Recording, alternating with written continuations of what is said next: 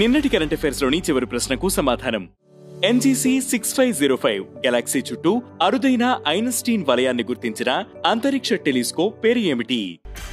European space ఏజెన్సీకి చెందిన Euclid అంతరిక్ష టెలిస్కోప్ ఎన్జీసీ 6505 గెలాక్సీ చుట్టూ అరుదైన ఐన్స్టీన్ వలయాన్ని కనుగొంది. ఎన్జీసీ 6505 అనేది డాక్రో నక్షత్ర సముదాయంలో 590 మిలియన్ కాంతి సంవత్సరాల దూరంలో ఉన్న ఒక దీర్ఘ వృత్తాకార గెలాక్సీ.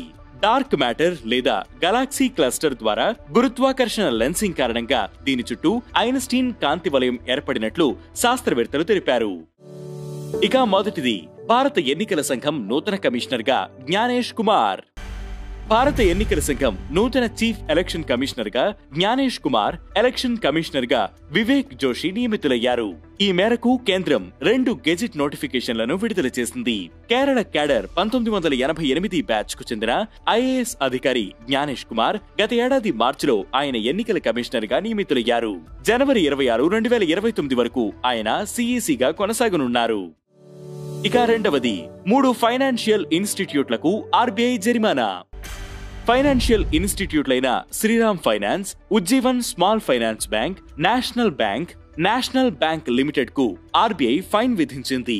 బ్యాంకింగ్ రెగ్యులేషన్ యాక్ట్ 1949 ప్రకారం మార్చి 31, 2023 నాటికి వీటి ఫైనాన్షియల్ హెల్త్ బాగోలేకపోవడం, ఇంట్రెస్ట్ రేట్లు, లోన్ డాక్యుమెంటేషన్ లో అవకతవకలు, రిస్క్ ఎక్కువగా ఉండటం వల్ల జరిమానా విధించినట్లు ఆర్బీఐ వివరించింది.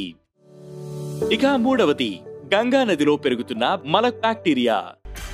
గంగా నదిలో మలకోలిఫామ్ బ్యాక్టీరియా గణనీయంగా పెరిగినట్లు కేంద్ర కాలుష్య నియంత్రణ బోర్డు వెల్లడించింది. కుంభమేళా సందర్భంగా భారీ సంఖ్యలో ప్రజలు పుణ్యస్నానాలు ఆచరిస్తుండటంతో మలసాంద్రత పెరిగినట్లు నివేదిక పేర్కొంది. దీనిపై జాతీయ హరిత ట్రిబ్యునల్ ఆందోళన వ్యక్తం చేసింది. ఇక నాలుగవది, జీ సఫల్ పథకాన్ని ప్రారంభించిన గుజరాత్ ప్రభుత్వం. ఆర్థికంగా వెనుకబడిన కుటుంబాల్లో ఆర్థిక స్వయం సమృద్ధిని ప్రోత్సహించడం, ముఖ్యంగా మహిళలకు సాధికారత కల్పించడం లక్ష్యంగా గుజరాత్ ప్రభుత్వం జీ సఫల్ పథకాన్ని ప్రారంభించింది.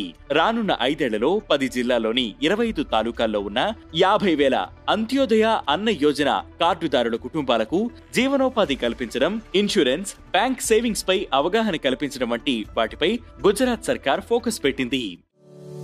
ఇక ఐదవది, ఒలింపిక్ ఈ స్పోర్ట్స్ గేమ్స్ కు వేదిక కానున్న సౌదీ అరేబియా. అంతర్జాతీయ ఒలింపిక్ కమిటీ ఒలింపిక్ ఈ స్పోర్ట్స్ గేమ్స్ ను ప్రవేశపెట్టాలని జూలై 2023లో నిర్ణయించింది. ఇందులో భాగంగా 2027లో మొట్టమొదటి ఒలింపిక్ ఈ స్పోర్ట్స్ గేమ్స్ ను నిర్వహించడానికి సౌదీ అరేబియాను ఎంపిక చేసింది. ఈ మేరకు ఐఓసీ సౌదీ ఒలింపిక్, పారాలింపిక్ కమిటీతో భాగస్వామ్యం కుదుర్చుకుంది. ఈ ఈవెంట్ కు వ్యవస్థాపక భాగస్వామిగా ఈ స్పోర్ట్స్ వరల్డ్ కప్ ఫౌండేషన్ ఎంపికైంది. ఇక ఈ రోజు కరెంట్ అఫైర్స్ క్వశ్చన్, శ్రీలంక తొలి మహిళా ప్రెసిడెంట్ ఎవరు? ఈ ప్రశ్నకు సమాధానం మీరే కామెంట్ చేయండి.